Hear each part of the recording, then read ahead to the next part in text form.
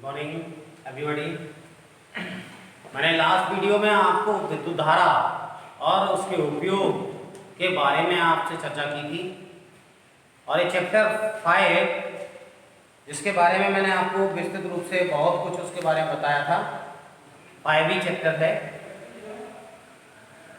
सभी छात्रों ने इसमें पढ़ा था कि विद्युत धारा क्या है और विद्युत धारा को मापने के लिए किसका प्रयोग करते हैं, यानी विद्युत धारा की माप जो एम्पियर में होती है और चालक के तारों पर क्या डिपेंड करता है इसके बारे में ऐसा बताया था। ओम्स लॉ के बारे में भी मैंने चर्चा की थी।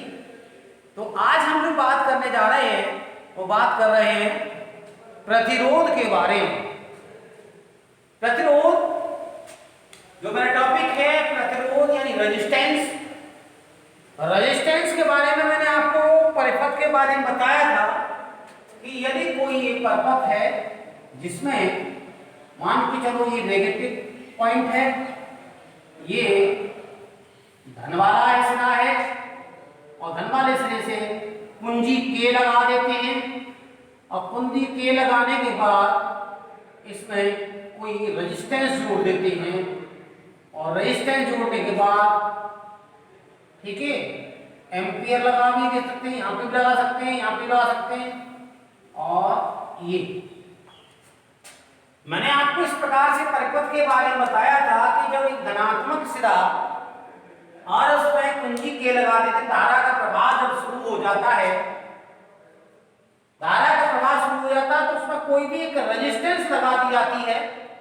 और रेजिस्टेंस का मतलब मैंने बताया था कि रेजिस्टेंस एक प्रकार का वह है जो विद्युत धारा के प्रवाह का विरोध करे, विद्युत धारा के प्रवाह का विरोध करे, यानी विद्युत धारा को बहने से रोके, तो उसको हम विद्युत धारा का प्रतिरोध कहते हैं। तो ये क्या है? प्रतिरोध है। प्रतिरोध में हम बहुत सी चीजों का प्रयोग करते हैं जिससे कि विद्युत धारा के द्वारा जितने भी उपकरण या मशीनें चलाई जाती हैं वह सभी एक प्रकार से रेजिस्टेंस का ही कार्य करती है। जैसे बल्ब है, बल्ब क्या करता है कि विद्युत धारा को बहने से रोकता है और वहां पर कुछ उसकी बिजली खर्च होती है, विद्युत धारा खर्च हो जाती है। पंखा है, विद्युत धारा का एक रेजिस्टेंस के रूप में कार्य करता है।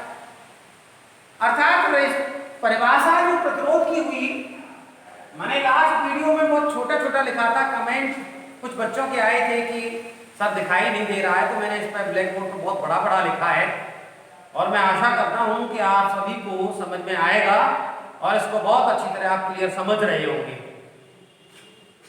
परिभाषा है कि किसी चालक का वह गुण, किसी भी चालक का वह गुण जो विद्युत धारा के प्रवाह का विरोध करता है, विद्युत धारा के प्रवाह यानी बहने का विरोध करता है, चालक का प्रतिरोध कहलाता है, अर्थात विद्युत प्रतिरोध कहलाता है। क्या कहलाता है? चालक का प्रतिरोध या विद्युत प्रतिरोध कहलाता है। और सूत्र मैंने बताया था V = IR, अर्थात थोड़ा हम पीछे की तरफ जाएं, हमने बताया था कि विभवांतर धारा के अनुक्रमानुपाती होता है, विभवांतर धारा के अनुक्रमानुपाती होता है। और अनुक्रमानुपाती का चिन्ह हटाने के लिए हमने बताया था कि जब बराबर का चिन्ह आ जाता है और कोई एक रेजिस्टेंस का प्रयोग करते हैं, जैसे रेजिस्टेंस R कांस्टेंट नेतांक, जिसके बारे में हम चर्चा कर रहे हैं, नेतांक है या रेजिस्टेंस है, इसका प्रयोग करते हैं तो V = IR, अर्थात विभवांतर बराबर होगा विद्युत धारा। ठीक है, अर्थात यदि हम R की वैल्यू निकालें तो R की वैल्यू निकालने के लिए क्या हो जाएगा? V के नीचे I का भाग दे दिया जाएगा। R की वैल्यू निकालेंगे तो क्या होगा? R = V/I, V/I। ये हमारा प्रतिरोध का सूत्र हुआ, अर्थात प्रतिरोध बराबर होता है विभवांतर बट्टे विद्युत धारा, विभवांतर बट्टे विद्युत धारा, अर्थात R एक नेतांक है, R यहां क्या है? R = नियतांक, यानी इसका मान निश्चित रहता हो, नियत रहता हो, उसे हम नियतांक कहते हैं। तो इस डेफिनेशन के अनुसार हम कह सकते हैं कि धारा जो है विभवांतर के अनुक्रमानुपाती होती है। जब अनुक्रमानुपाती का चिन्ह हटाएंगे तो अनुक्रमानुपाती की जगह पर बराबर का चिन्ह आ जाएगा, कोई रेजिस्टेंस आ जाएगा, नियतांक आ जाएगा, नियतांक R हो गया। अब क्या होगा, जब R की वैल्यू निकालेंगे तो V/I हो जाएगा। ये प्रतिरोध का सूत्र हो गया। अब हम निकालते हैं प्रतिरोध का मात्रक। क्या निकालेंगे? प्रतिरोध का मात्रक। मैं इसको रफ करता हूं।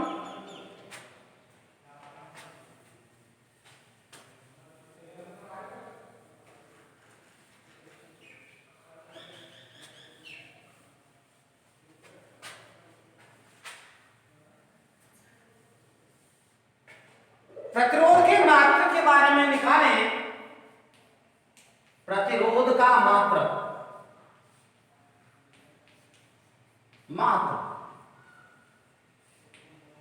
तो हमारा सूत्र था R इक्वल टू V/I।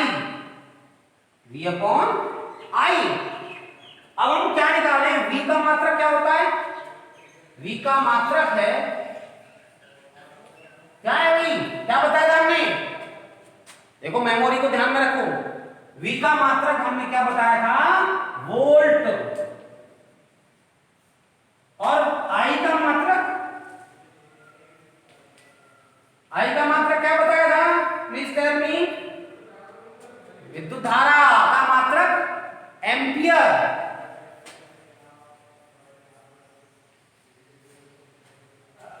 हमने क्या बताया था? V का मात्रक बताया वोल्ट, I का मात्रक यानी विद्युत धारा का मात्रक एम्पियर बताया था। अर्थात इसको हम वोल्ट बटे एम्पियर भी कर सकते हैं। यानी प्रतिरोध का मात्रक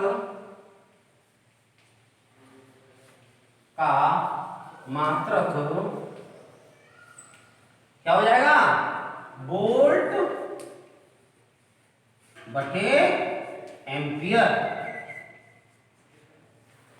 और इस वोल्ट बटे एम्पियर को ही हम, इस पूरी चीज को ही हम वोल्ट बटा जो एम्पियर है, ये इस पूरी चीज को ही हम ओम्स लॉ के अनुसार, ओम का एक मात्रक है उसके अनुसार बात में, अर्थात इसको, अर्थात ये हो गया ओम। क्या हो गया? ओम। इसको वोल्ट बटे एम्पियर को हम ओम भी कह सकते हैं। अर्थात ओम को हम OHM, इसको हम ये बोलते हैं OHM। इसका एक सिंबल है, उस सिंबल के अनुसार इसको डिनोट करते हैं। इसको हम ओमेगा के सिंबल के नाम से भी जानते हैं। इसका जो सिंबल क्या है? ये ओमेगा, अर्थात ई। इसको हम ओमेगा के नाम से जानते हैं। ओमेगा, इसको हम ओमेगा के नाम से भी जानते हैं। ओमेगा एक ही मात्रा है। अर्थात जब हम बात करें प्रतिरोध की परिभाषा की, तो हमने बताया कि जब किसी चालक के बीच विद्युत धारा का प्रभाव होता है, विद्युत धारा बहने लगती है। और विद्युत धारा के बारे में बताया था हमने, विद्युत धारा उच्च विभव से निम्न विभव की ओर बहती है। तो जब उसमें कोई रेजिस्टेंस लगा देती है, तो ये रेजिस्टेंस यानी विद्युत धारा का प्रभाव को रोकती है। अर्थात हम इसको कह सकते हैं कि V बराबर IR, तो R बराबर V/I। तो प्रतिरोध का मात्रक वोल्ट और एम्पियर का मात्रक, सॉरी धारा, विद्युत धारा का मात्रक एम्पियर। अर्थात वोल्ट बटे एम्पियर को हम ओम के नाम से भी जानते हैं। जिन्होंने ओम्स लॉ को प्रतिपादित किया, ओम का नियम जो था, जिसमें ओम वैज्ञानिक थे जिन्होंने अपने नाम पर ही इस नियम को प्रतिपादित किया था कि विद्युत धारा विभवांतर के अनुक्रमानुपाती होती है, ये बात उन्होंने बताई थी। और अर्थात इसे ओम कह सकते हैं। इस पूरी बात को वोल्ट बटे एम्पियर को क्या कहते हैं? ओम। और इसको ओमेगा एक चिन्ह से डिनोट करते हैं। ये चिन्ह है, ये संकेत है, इसका संकेत संकेत है ओमेगा। ओमेगा इसका एक संकेत बना हुआ है और इसके द्वारा हम डिनोट करते हैं। थोड़ा सा इसको ऐसे भी कर सकते हैं।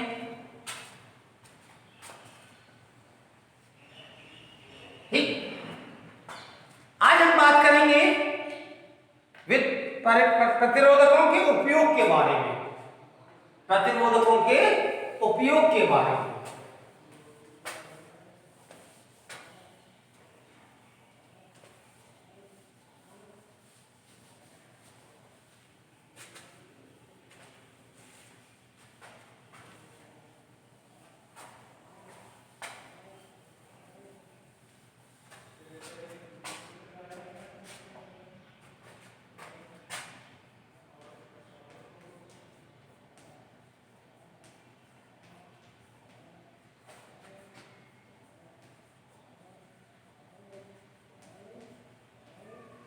यानी यूज ऑफ रेजिस्टेंस, उपयोग के बारे में बात करेंगे।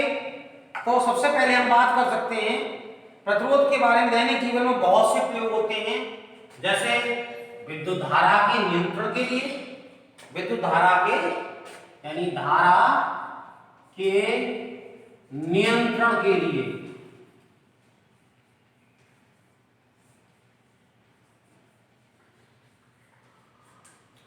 दूसरा है नियम, मैं आपको इसके बारे में बताऊंगा, विद्युत ऊर्जा के रूपांतरण के लिए। विद्युत ऊर्जा के रूपांतरण के लिए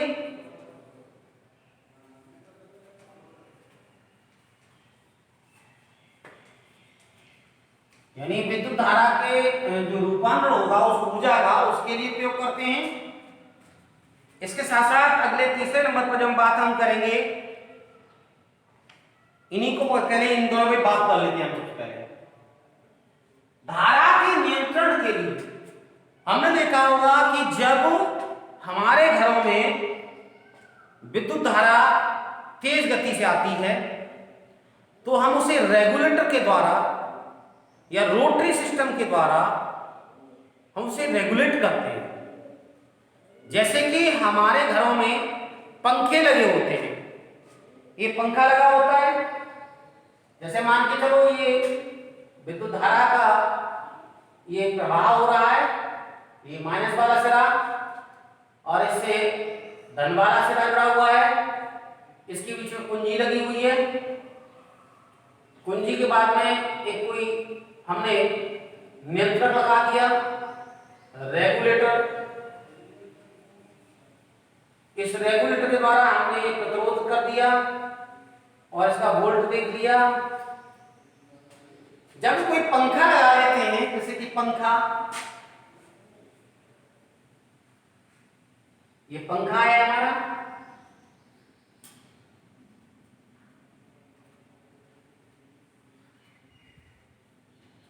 इसकी स्पीड जब हमें कम या अधिक करनी होती है तो हमारे बोर्ड पर एक रेगुलेटर लगा होता है। जब हमें अधिक गति से पंखे को घुमाना होता है या चलाना होता है तो हम उसकी रेगुलेटर की गति को अधिक कर देते हैं, रोटरी सिस्टम बढ़ा देते हैं, 1 से लेकर 5 पे कर देते हैं। कट कट से सिस्टम लग रहा होता है ना, आपने देखा होगा, ये रेगुलेटरी वाला सिस्टम होता है।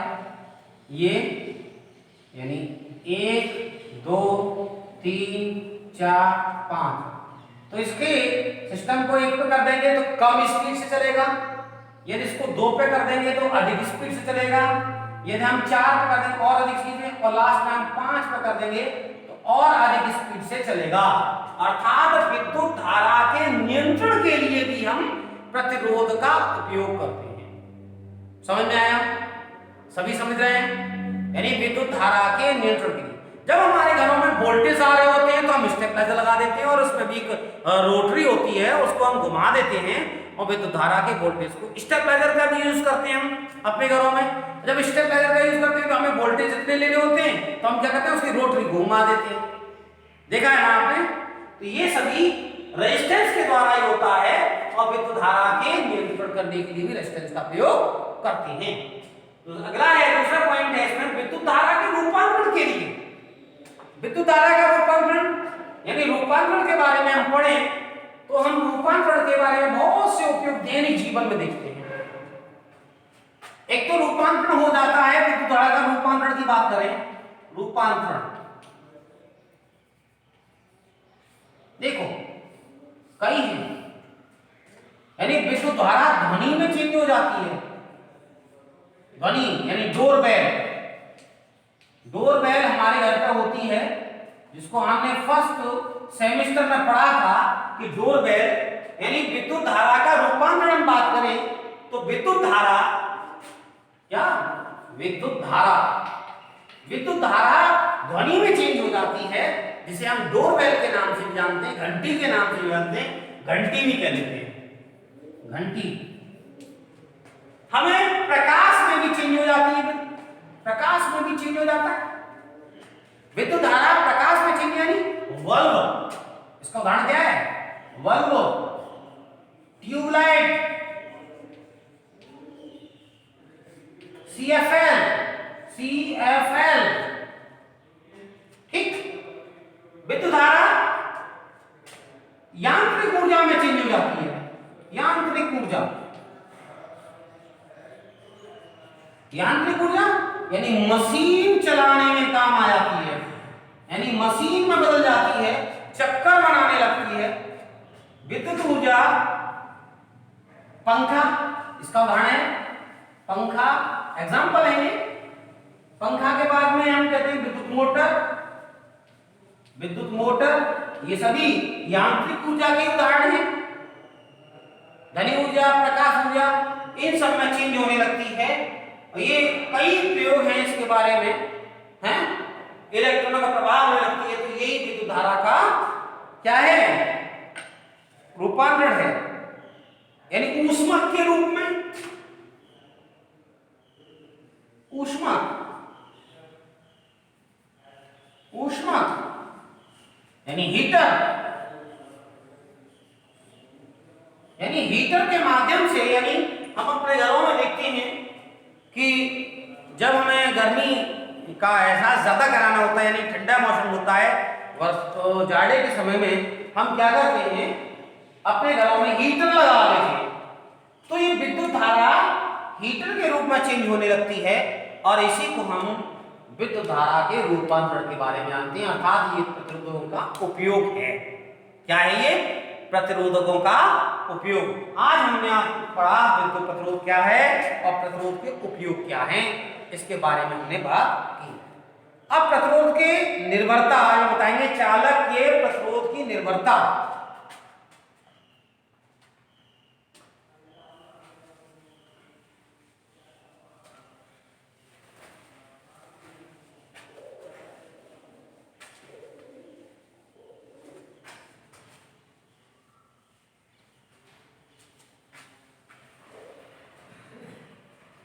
चालक के प्रतिरोध की निर्भरता।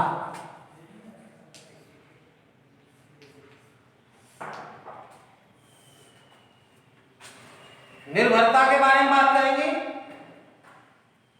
निर्भरता के बारे में बात करेंगे कि चालक की लंबाई पर डिपेंड करती है, यानी चालक की लंबाई, लंबाई 10 मिनट बाद, 10 मिनट बाद, 10 मिनट बाद करेंगे। चालक की लंबाई यानी चालक की, यानी जिस तार की लंबाई जितनी अधिक होगी, ये L अधिक होगी, प्रतिरोध उतना ही अधिक होगा, R अधिक होगा, अर्थात V = I, यानी धारा विभवांतर के अनुक्रमानुपाती होती है, हमने बताया था। तो ये बात क्या है कि जितना ही लंबाई ज्यादा होगी उतना ही, यानी प्रयोग द्वारा यह पाया गया है कि चालक का प्रतिरोध R उसकी लंबाई के अनुक्रमानुपाती होता है।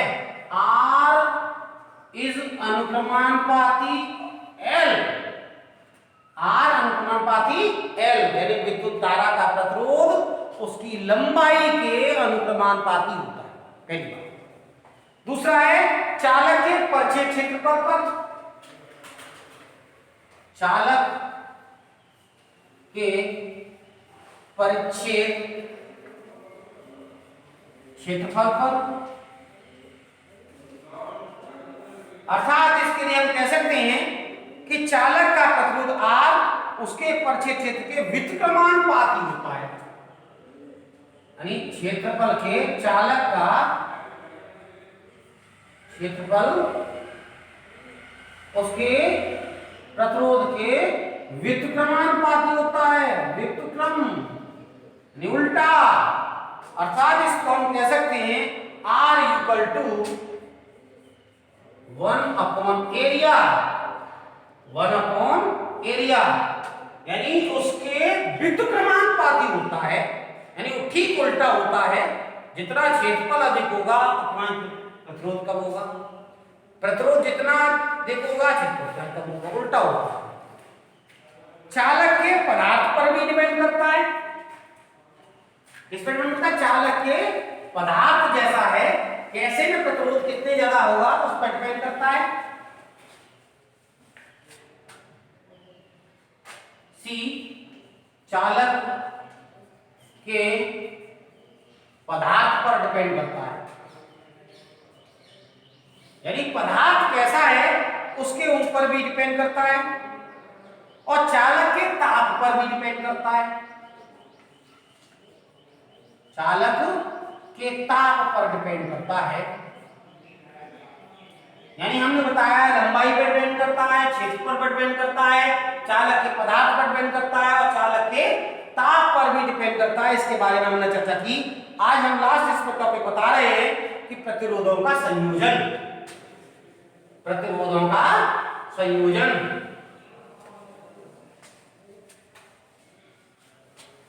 देखिए प्रतिरोध, प्रतिरोध कौन? R का संयोजन कैसे करेंगे?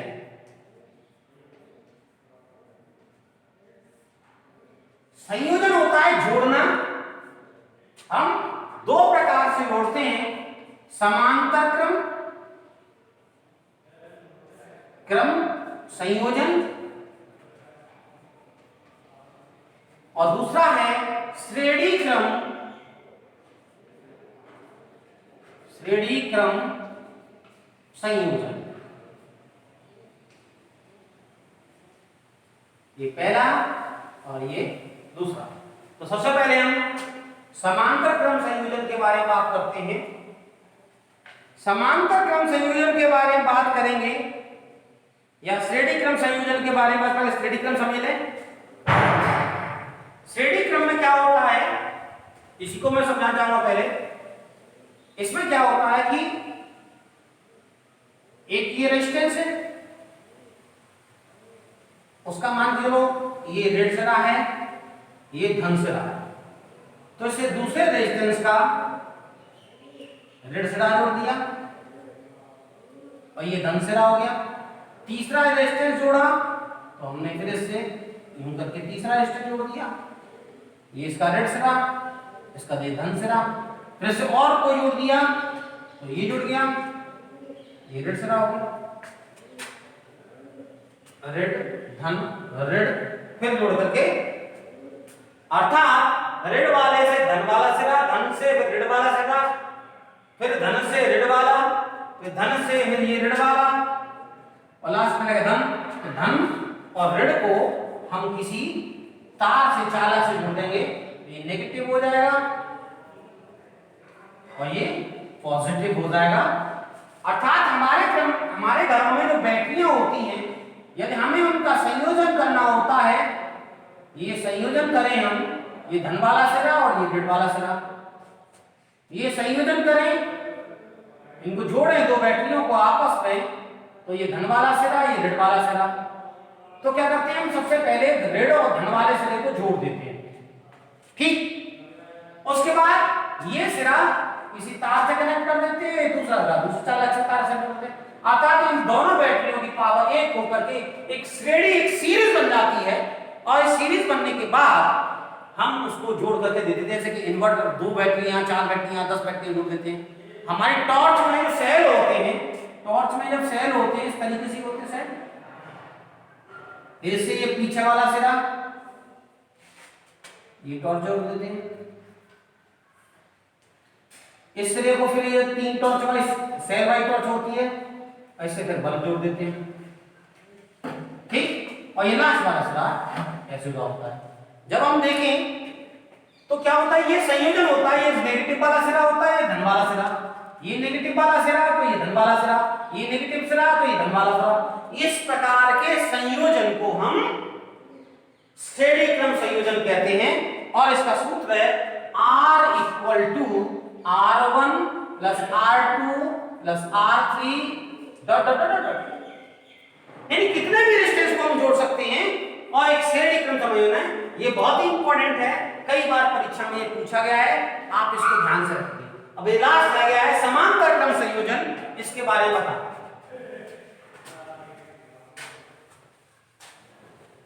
ये सेम उल्टा होता है, श्रेणी क्रम संयोजन का ठीक उल्टा होता है।